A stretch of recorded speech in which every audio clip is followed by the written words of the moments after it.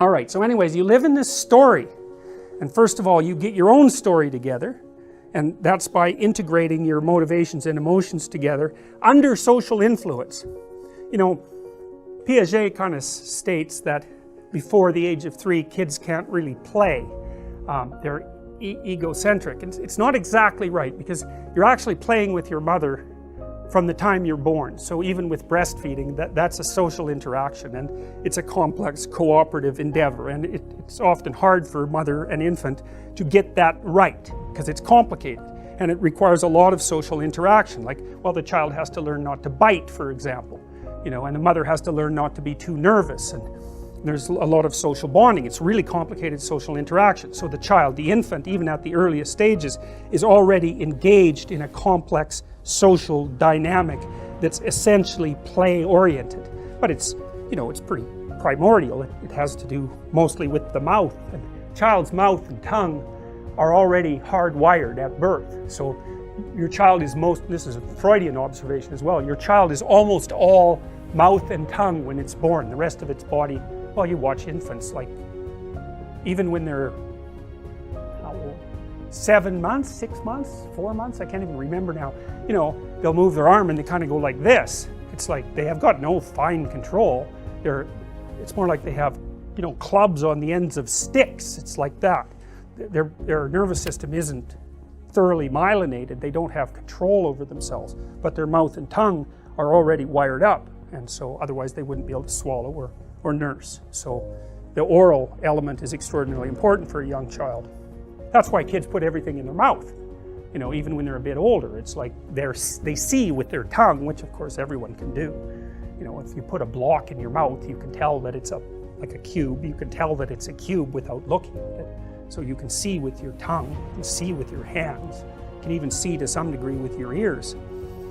Anyways, so there's social interaction right from the beginning, but for the point of simplification, you might say, well, first the child organizes themselves into a functional unity under the pressure of social dynamics, and then they get unified enough so that they can attain unity with another child by setting up a fictional world and cooperating and competing within that, because that's quite interesting too, because, you know, people often juxtapose cooperation and competition as if they're opposites, but they're not opposites at all. Another Piagetian observation. So you say, well, is hockey a competitive game? And people would say, well, yeah, but then you think, well, really? Really? No one brings a basketball, right? So we're going to play by the rules. That's cooperation. Well, are the teams competing against each other? Well, yes, but they agree to compete within a particular landscape, and they all cooperate to maintain that landscape. And so you do the same thing when you're playing Monopoly. It's like you're trying to win, but at the same time you're cooperating. That's society, man. That's society right there. You're cooperating. That's the big enclosure, and within that there are regulated competitions. But to separate those artificially and say, well, one's competition and the other's cooperation is just not very smart. It's not observant. That isn't how it works. And games are intensely cooperative, even if they're intensely competitive. I mean, the hockey teams are playing the same game. That's the cooperation. Then each team, there's competition within the team to be the best player, let's say, but everyone wants that because everyone wants good players to emerge, but you still cooperate like mad with your teammates, and if you don't pass and you know, play like a reasonable person, then they're going to not be happy with you. And so even within that competition, cooperation is regulating the interactions. And then you can think, this is a really good thing to think too. It's like, you know, people often say to their kids, it doesn't matter whether you win or lose, it's how you play the game. And the kid, of course, has no idea what that means. It's like, what do you mean? I'm trying to win. And the parent says, no, it matters how you play. And the kid pushes them, and the parents really can't come up with a good explanation of why that's the case. They might say, well, other kids won't play with you if you... Oh, there you go! Because you could say, this is something to think about. So there's a game, and there's a victory within the game.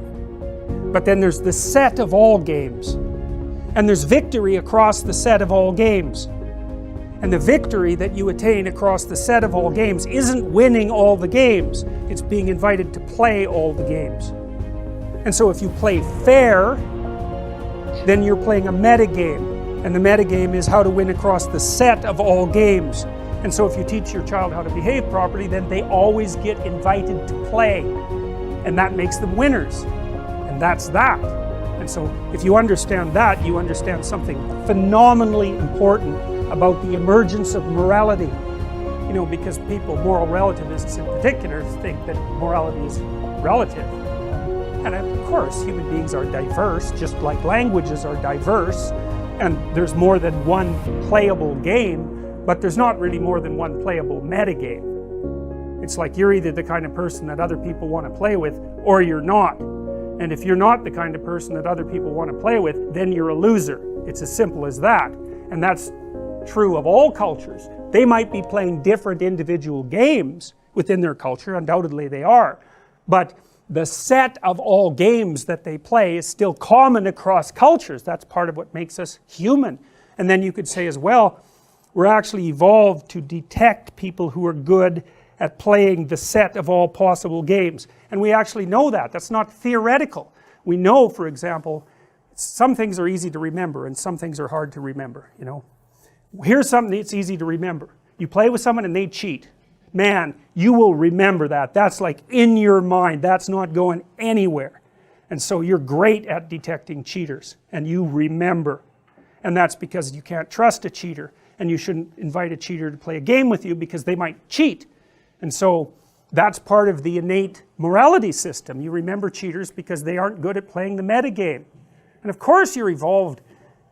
Of course you're adapted to the metagame because you're the product of this immense evolutionary